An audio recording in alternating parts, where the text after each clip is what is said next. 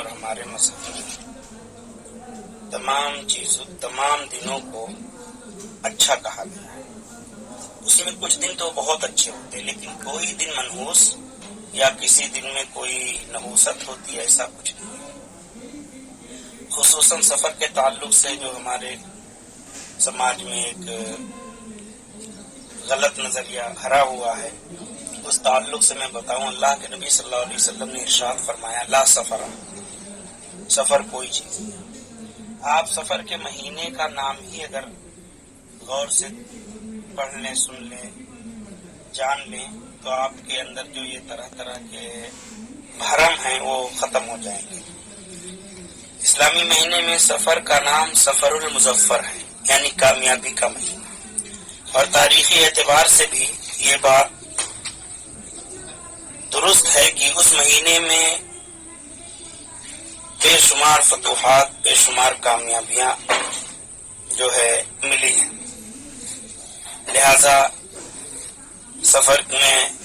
سفر کی فلاں تاریخیں یا پورا مہینہ، بعض علاقوں میں سفر نہیں کرتے، شادی بیاہ نہیں کرتے، یا اور کوئی اچھا کام کرنا جو ہے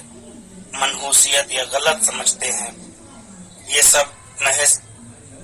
جاہلانہ خیال اور جاہلانہ پروپیگنڈا ہے،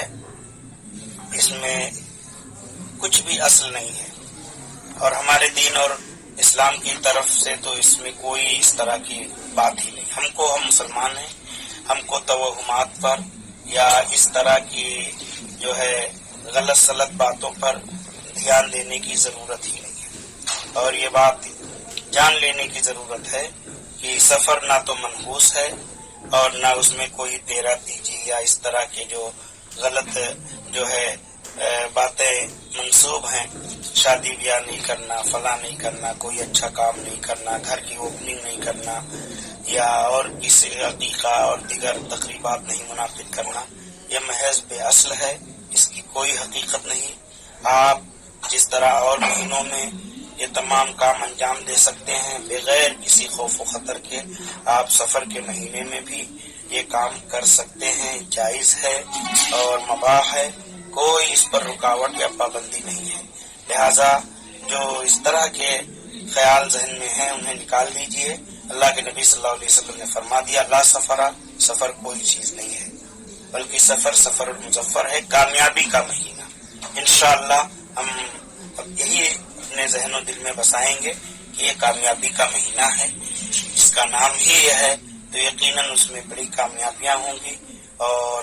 ہمیں اس کو منحوسیت نہیں سمجھنا چاہیے۔